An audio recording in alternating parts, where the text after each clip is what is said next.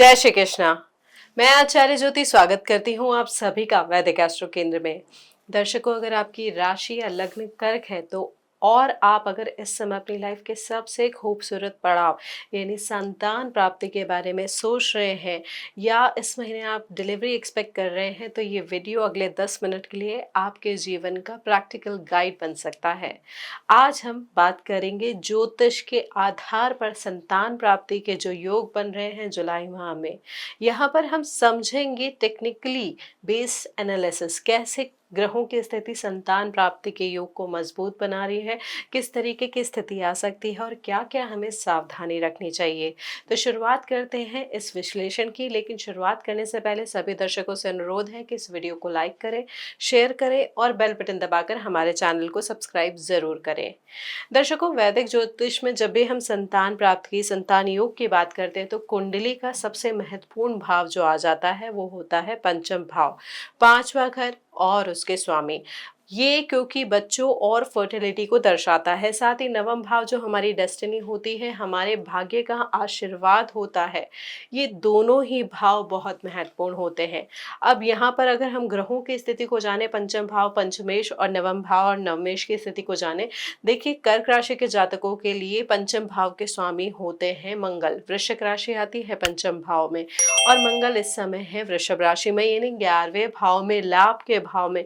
ये बहुत ही महत्वपूर्ण योग है हमारे कर्क राशि के जातकों के लिए, क्योंकि जब संतानेश लाभ भाव में जाता है तो संतान की प्राप्ति होने के योग और सुदृढ़ हो जाते हैं। संतान अगर यहाँ पे जिनके ऑलरेडी संतान है भी, उनके लिए भी ये जो संयोग है बहुत शुभकर होता है। संतान के अचीवमेंट्स के माध्यम से आपको फेम मिलता है, रिकग्निशन मिलता है, पहचान मिलती है। संतान के सुख से, संतान के द्वारा किए गए प्रयासों से आपको नाम मिलता है, यश मिलता है। इस तरीके से बोला जाता है अभी तक बच्चे जो हैं माँ बाप के नाम से जाने जाते हैं, लेकिन कई जो हमारे कर्क राशि के जातक हैं उनके लिए स्थिति ये बनेगी कि कुछ समय के लिए वो अपनी संतान के नाम से जाने जा सकते हैं। ये बहुत ही प्रभावशाली योग इस समय आपके लिए बन रहा है। अब यहाँ पर नवमेश की स्थिति को जाने। देखिए, नवमेश बहुत ही क्रिटिकल पोजीशन होती है, क्योंकि यहाँ पर भाग्य का साथ जो होता है, भाग्य का प्रभाव जो होता है, वो संतान की स्थिति यानी संतान प्राप्ति के योग को स्थिरता देता है। कैसी स्थिति मजबूत है या नहीं है वो बताता है। अब इस महीने तो आपके लिए बहुत ही शुभ संयोग बन रहा है। अब वो शुभ संयोग कैसे बन रहा है? आपके भाग्य भाव के स्वामी लग्न में बैठ के उच्च के होके बैठे हैं, जो ना केवल आपके भाग्य भाव के स्वामी हैं बल्कि नैसर्गिक कारक है संतान के, यानी गुरु बृहस्पति। देखिए, गुरु बृहस्पति जब उच्च के होके लग्न में बैठते हैं तो वैसे ही वो 1.25 दोषों को हर लेते हैं, और जो खुद संतान के कारक हैं वो लग्न में जाके बैठ जा रहे हैं, जो आपके भाग्य के कारक है वो लग्न में जाके बैठ जा रहे हैं। तो इस महीने हमारे कर्क राशि के जातकों के लिए संतान प्राप्ति के जो योग हैं वो बहुत ही ज्यादा मजबूत है। यहाँ पर नवमेश और जब देखिए नवमेश की स्थिति या नवम भाव की स्थिति दोनों ही मजबूत होती है तो आशीर्वाद रहता है बड़ों का, परिवारजनों का। सही डॉक्टर मिलता है, सही मेडिसिन मिलती है, सही ट्रीटमेंट मिलता है, केयर करने वाली फैमिली मिलती है। यहाँ पर ये नहीं देखना होता है कि आशीर्वाद का मतलब कि सिंपली ये नहीं है कि कोई ब्लेसिंग है, कोई गाइडेंस है। यहाँ पे वेरिएशन होते हैं, चीज़ें होती है कि किस तरीके से आपको इस अवस्था में सपोर्ट मिलेगा, ताकि जो संतान प्राप्ति का रास्ता है, संतान प्राप्ति की जो स्थिति है वो आपके लिए मजबूत रहे। अब यहाँ पे और चीज़ें अगर हम समझें, देखिए यहाँ पर दूसरा भाव भी महत्वपूर्ण है। जैसे हमने कहा कि सपोर्ट, दूसरा भाव होता है आपके कुटुंब का भाव, आपके परिवार का भाव, आपकी जो फैमिली होती है, साथ ही साथ आपके फाइनेंसेस। अब यहाँ पर केतु बैठे हैं सिंह राशि में। देखिए, यहाँ पर केतु की जो स्थिति है वो थोड़ा सा रेस्ट्रिक्शन ले आती है, फैमिली के साथ थोड़ा सा कॉन्फ्लिक्ट या डिटैचमेंट ले आती है। जितना आप सपोर्ट अपने प्रेगनेंसी टर्म में या फिर अगर आप संतान प्राप्ति के लिए प्रयास कर रहे हैं तो जितना आप फाइनेंशियल सपोर्ट या फैमिली का सपोर्ट, ये सारी चीज़ें उम्मीद कर रहे थे, हो सकता है वो उतना नहीं मिले। तो यहाँ पर एक्सपेक्टेशन को थोड़ा सा कंट्रोल करना आपके लिए बहुत महत्वपूर्ण होगा, क्योंकि मंगल भी चौथी दृष्टि से यहाँ पर आपके दूसरे भाव को दृष्ट कर रहे हैं। तो उस वजह से ना वाणी में कटुता आ सकती है। तो अन्यथा ना वाणी का जो प्रभाव है वो चीज़ों को और ज़्यादा बिगाड़ सकता है। तो यहाँ पर तीखा ना बोले, संयम से काम मिले। तो यहाँ पर जो चीज़ें हैं, परिवार का जो सपोर्ट है, इस स्थिति में आपको मिलेगा। अब यहाँ पर और चीज़ों को समझे, देखिए शुक्र जो होते हैं, एक तो हमने नैसर्गिक स्थिति जानी ली है, गुरु का आशीर्वाद है, गुरु चुके हैं, हंस महापुरुष योग आपके लिए बना रहे हैं। उसके अलावा समझे स्थिति वो होती है शुक्र की महत्वपूर्ण, क्योंकि वो आपके हार्मोनल बैलेंस के कारक होते हैं, आपके रिप्रोडक्टिव सिस्टम के कारक होते हैं। उनकी स्थिति बहुत ही महत्वपूर्ण है ताकि संतान प्राप्ति में कोई अवरोध ना आए, कोई भी जो कॉम्प्लिकेशन आ सकते हैं वो यहाँ पर जो शुक्र है उनकी स्थिति पे निर्भर करता है। अब देखिए शुक्र महीने के शुरुआती दिनों में रहेंगे लग्न में, युति कर रहे हैं वो यहाँ पर उच्च के गुरु के साथ। ये बहुत बहुत ज़्यादा शुभ संयोग है हमारे कर्क राशि के जातकों के लिए। देखिए दो दो गुरु आपके लग्न में बैठे हैं, तो यानी यहाँ पर जो भी गाइडेंस मिलनी है, जो भी आशीर्वाद मिलना है, जो सपोर्ट मिलना है, यहाँ पे मेडिकल ट्रीटमेंट जो चल रहा था वो आपको अच्छे से, जो अभी तक असर नहीं कर रहा था वो भी असर करने लगेगा। आप एक रूटीन को प्रॉपरली फॉलो कर पाएंगे, आपको भाग्य का साथ मिलेगा, पिता तुल्य व्यक्ति का साथ मिलेगा, उनका आशीर्वाद मिलेगा, फाइनेंशियल हेल्प भी मिलेगी। यहाँ पर जो थोड़े से एक्सपेंसेस बढ़ जा रहे हैं वहाँ पर भी आपको मदद मिलेगी। यहाँ पर इस तरीके की स्थिति बन रही है। अब यहाँ पर और भी जो एक इम्पॉर्टेंट चीज़ है, लग्न के स्वामी का मजबूत होना। देखिए आपके लग्नेश है यहाँ पर चंद्रमा। देखिए चंद्रमा जो होते हैं ना, उनकी स्थिति जो होती है वो बदलती रहती है, जैसे शुक्ल पक्ष आता है, कृष्ण पक्ष आता है, तो यहाँ पर मूड स्विंग्स, यहाँ पर भावनात्मक उतार चढ़ाव आपकी संतान प्राप्ति की स्थिति को मजबूत भी कर सकता है, कमज़ोर भी कर सकता है। तो अननेसेसरी स्ट्रेस नहीं लेना है, अननेसेसरी चीज़ों की वजह से परेशान नहीं होना है, क्योंकि उसकी वजह से यहाँ पर जो चीज़ें आपके लिए बहुत फेवरेबल दिख रही है उसमें उतार चढ़ाव आ सकता है। तो अपनी शारीरिक ऊर्जा और मानसिक ऊर्जा को स्थिर रखने का प्रयास करें इस महीने, क्योंकि योग बहुत शुभ है।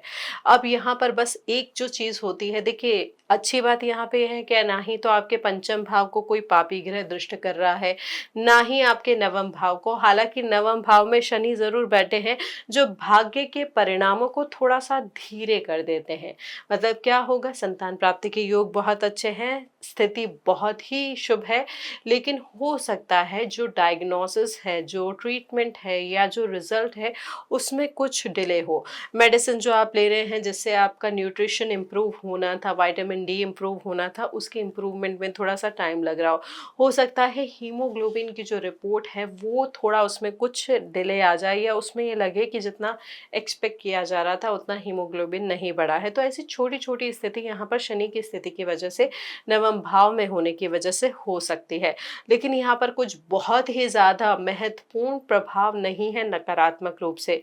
मंगल भी जो दृष्ट कर रहे हैं आपके संतान के भाव को, स्वराशि को कर रहे हैं, ये भी बहुत ही शुभ संयोग है। यानी यहाँ पर जो चीज़ें हैं हर तरीके से आपको सपोर्ट कर रही है इस महीने।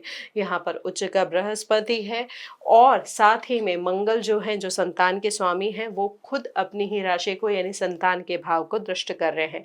तो ओवरऑल यहाँ पे चीज़ें आपके लिए काफ़ी फेवरेबल हैं। यहाँ पर बस यही ध्यान रखिएगा कि रिपोर्ट्स को लेके थोड़ा सा इशू हो सकता है, या डॉक्टर के डायग्नोसिस को लेके थोड़ा सा इशू हो सकता है। तो यहाँ पर 1 से 2 बार हो सकता है कि आपको अपने टेस्ट को रिपीट भी कराना पड़े। तो इन चीज़ों को थोड़ा-सा माइंडसेट में लेकर चलें। चलिए, हमने ग्रहों की स्थिति को समझ लिया, जान लिया वृहद स्तर पर क्या परिणाम आ सकता है। बात करते हैं इसके और बिल्कुल स्पेसिफिक परिणाम के बारे में।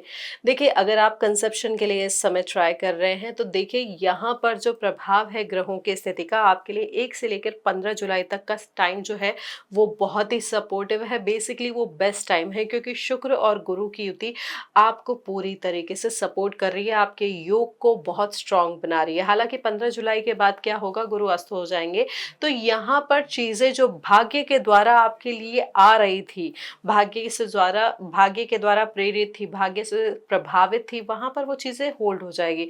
हो सकता है कि डॉक्टर का जो डायग्नोसिस था वो उतना प्रॉम्प्ट ना निकले 15 जुलाई के बाद, या जो ट्रीटमेंट आपको एडवाइस किया गया था उसका रिजल्ट उतना फेवरेबल नहीं हो। इसलिए 15 जुलाई से पहले का जो समय है आपके लिए बहुत शुभकर रहेगा।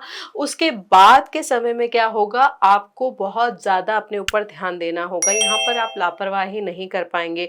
यहाँ पर हार्मोनल इम्बैलेंस हो सकता है, क्योंकि 4 जुलाई के बाद शुक्र जो है केतु के साथ युति करेंगे।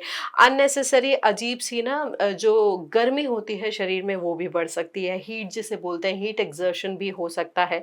तो जो ये 15 तारीख के बाद का समय है, यहाँ पर आपको अपने डाइट चार्ट और डॉक्टरी सलाह पर ज़्यादा भरोसा करना होगा, ना कि केवल किस्मत पे। अब उन जातकों की बात करें जो जुलाई के महीने में फाइनली आईवीएफ या आईयूआई के लिए प्लान कर रहे हैं, क्योंकि अभी तक संतान प्राप्ति का उनका योग परिणाम नहीं दे पाया था। तो देखिए, जो भी मेडिकल असिस्टेंस के बारे में सोच रहे हैं उनके लिए यहाँ पर साफ संकेत दिख रहा है, क्योंकि केतु दूसरे भाव में बैठा है। तो परिवार का जो विस्तार है किसी नॉन ट्रेडिशनल या टेक्निकल मीडियम से भी हो सकता है। यहाँ पर उच्च के गुरु का लग्न में होना पूरा पूरा सपोर्ट है इस मेडिकल प्रोसीजर के लिए। हालांकि यहाँ पर बुध जो है वो वक्री हो जाएंगे और शनि भी महीने के अंत में जो है वो वक्री हो जाएंगे। तो ये जो टाइम होगा ये रिव्यू का टाइम होगा। अगर आप अपना ट्रीटमेंट जो है आईवीएफ ट्रीटमेंट महीने के शुरुआती दिनों में शेड्यूल कर रहे हैं, तो राहु और शुक्र के प्रभाव से इसकी सफल होने की संभावना आपके लिए बहुत ज़्यादा है। 15 जुलाई के बाद का जो समय है, जो क्लिनिक के लैब्स हैं, अपॉइंटमेंट्स है या दवाइयों के टाइम को खुद डबल चेक करने की ज़रूरत होगी। डॉक्टर्स या स्टाफ के साथ कम्युनिकेशन का जो है गैप भी हो सकता है। यहाँ पर थोड़ी रिपोर्ट्स में भी उतार चढ़ाव हो सकता है, इसलिए उस समय चीज़ों को थोड़ा सा ध्यान दें और डबल चेक करने का प्रयास करें। जो हमने आपको बताया है कि ये जो शुरुआती दिन है वो बहुत शुभ संयोग है। अगर अभी तक आपने जो प्रयास किए थे वो सफल नहीं हुए और फाइनली आप आईवीएफ के द्वारा करना चाहते हैं संतान प्राप्ति, तो ये बहुत शुभ संयोग होगा। अब जिनकी डिलीवरी इस महीने होने वाली है जुलाई 2026 में, देखिए यहाँ पर एक बहुत शुभ संयोग बन रहा है। गुरु जब लग्न में होता है ना, तो जो संतान प्राप्त होती है वो भाग्य का साथ आपके लिए लेके आती है, परिवार का नाम उन्नत करती है। और आपको भी यहाँ पर देखिए हर तरीके से ना, गुरु जब लग्न में होते हैं, उच्च के जब होते हैं, तो आशीर्वाद सब तरीके से सब तरफ से आपको प्राप्त होता है। तो जिनकी डिलीवरी इस महीने होने वाली है उनके लिए यहाँ पर नॉर्मल और नेचुरल डिलीवरी के चांसेस बहुत ज़्यादा स्ट्रॉन्ग है। यहाँ पर आपको इमोशनल सपोर्ट भी मिलेगा और यहाँ पर हर तरीके के, चाहे आप मेडिकल सपोर्ट की बात करें, फैमिली सपोर्ट की बात करें, फाइनेंशियल सपोर्ट की बात करें, यहाँ पर हर तरीके की सपोर्ट की स्थिति आपके लिए दिख रही है।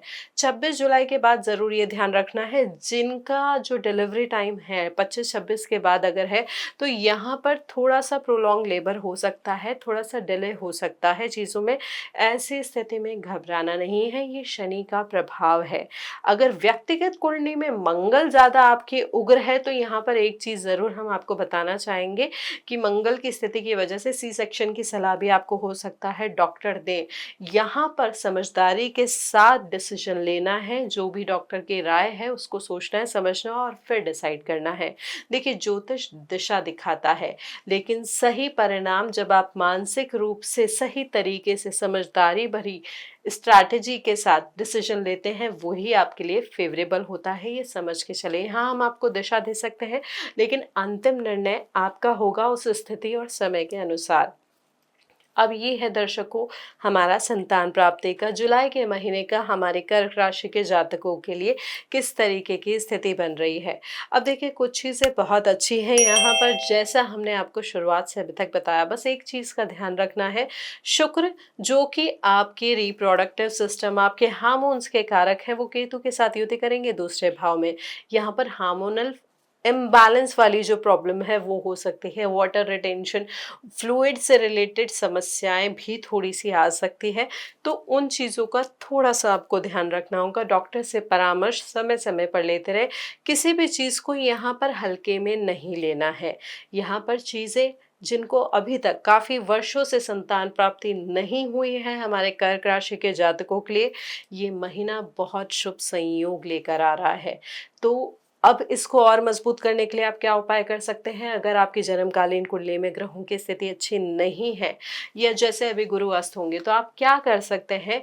सबसे महत्वपूर्ण, क्योंकि नैसर्गिक कारक होते हैं संतान के गुरु, तो उनकी ऊर्जा को बनाए रखने के लिए रोज सुबह उठकर उनके बीज मंत्र का जाप करें। अगर मेडिकल तौर पर मना ना हो तो रात को गुनगुने दूध या पानी में एक चुटकी हल्दी डालकर पिए। ये आपके शरीर के इंटरनल चैनल्स को डिटॉक्सिफाई करेगा और गुरु तत्व को आपके शरीर में मजबूत करेगा। हार्मोनल बैलेंस के लिए आप क्या कर सकते हैं, देखिए 16 जुलाई के बाद क्या होगा, शरीर में एसिडिटी, बीपी या सूजन भी थोड़ी सी बढ़ सकती है। इसको कंट्रोल करने के लिए थोड़ी ही देर ही सही लेकिन प्राणायाम का अभ्यास ज़रूर करें, अगर डॉक्टर ने मना नहीं किया है तो।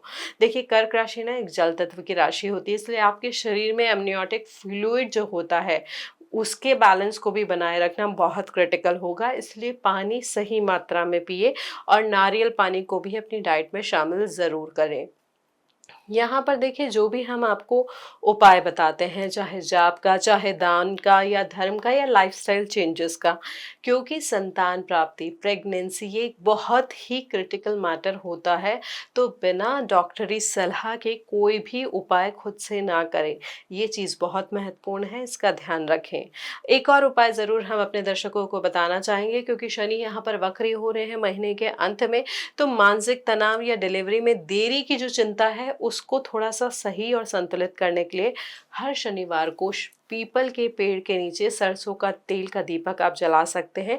परिवार के किसी सदस्य के द्वारा भी जलवा सकते हैं और मन ही मन अपने आने वाले बच्चे की डेस्टिनी को ईश्वर को सौंप दे और किसी भी तरीके की जल्दबाजी या पैनिक में ना आए। आप इमोशनल ड्रिवन होते हैं, इमोशंस को थोड़ा सा कंट्रोल करने का प्रयास करें इस महीने।